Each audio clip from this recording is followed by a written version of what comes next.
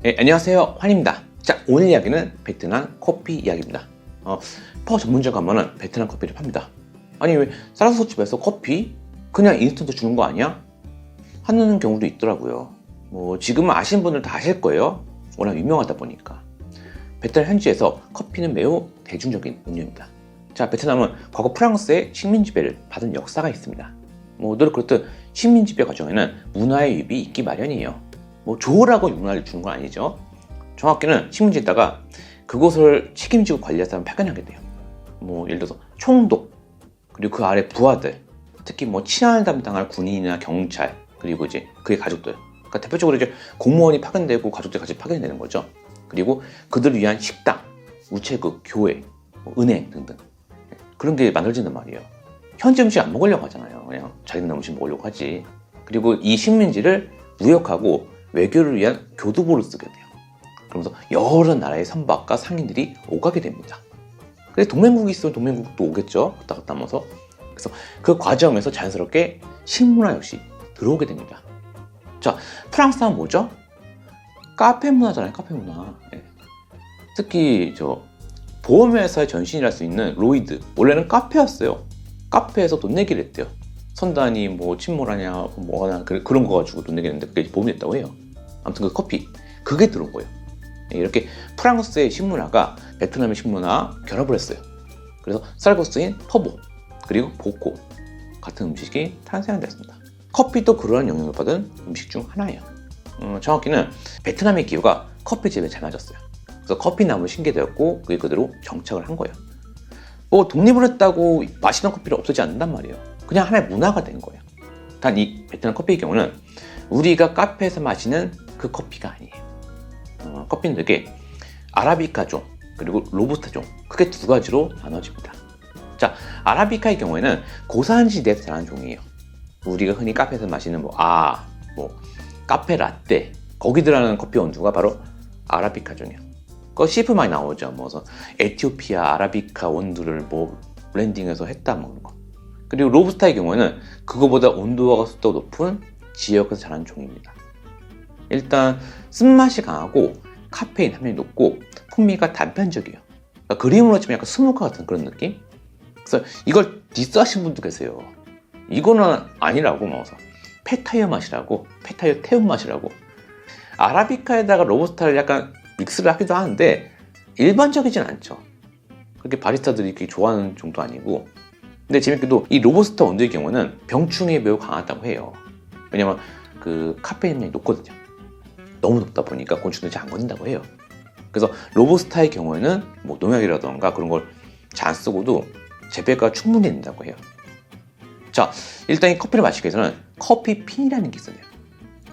요런 건데, 요런 거예요. 여기 바로 커피핀이에요. 우리가 흔히 알고 있는 드리퍼랑 다르죠. 일단 뚜껑을 열어보면 작은 구멍이 뚫려 있어요. 여기에 그라인딩한 커피 원두를 넣고 핀을 올려주고 뜨거운 물을 부어줍니다. 그럼 커피가 잔 안으로 떨어지게 되죠. 그게 바로 이거예요. 정확히 좀 설명해야겠죠.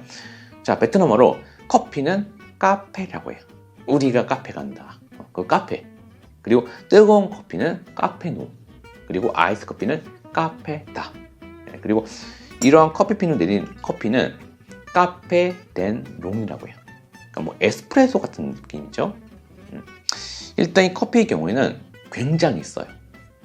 그러니까 그냥 내려도 에스프레소 마시는 기분이 그 정도 농축된 맛이에요. 참고로 이 로부스타종의 경우에는 로스팅도 굉장히 세게 한 편이에요. 쓴맛이 강한 원두를 세게 로스팅했어요. 그럼 굉장히 쓰겠죠. 그래서 이 커피의 경우는 연유를 타서 마셔요. 쓴맛을 중화시키는 거죠. 좀 독특하죠. 쓴 품종의 원두를 세게 로스팅을 해요.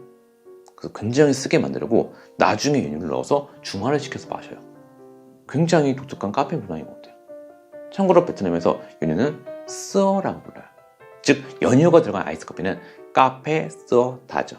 더우니까 시원한 걸 마시고 싶을 거 아니에요. 카페에서 얼음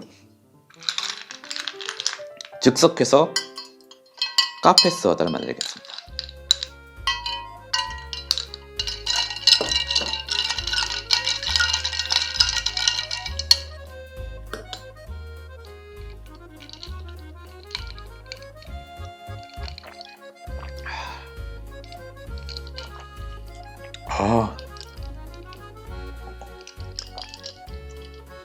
자, 연유가 들어간 베트남 커피 맛은 굉장히 진한 다방 커피 같은 그런 느낌이에요.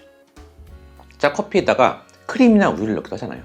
프랑스에서 들어올 때부터 약간 그런 문화가 있었으니까. 근데 이제 고온다습한 베트남에서는 우유는 취급이 어려웠어요. 그렇지 않아도 잘 상하는데 거기서 얼마나 잘 상하겠어요. 그래서 우유에 설탕을 넣어서 농축한 가당 연유를 쓰게 된 거죠.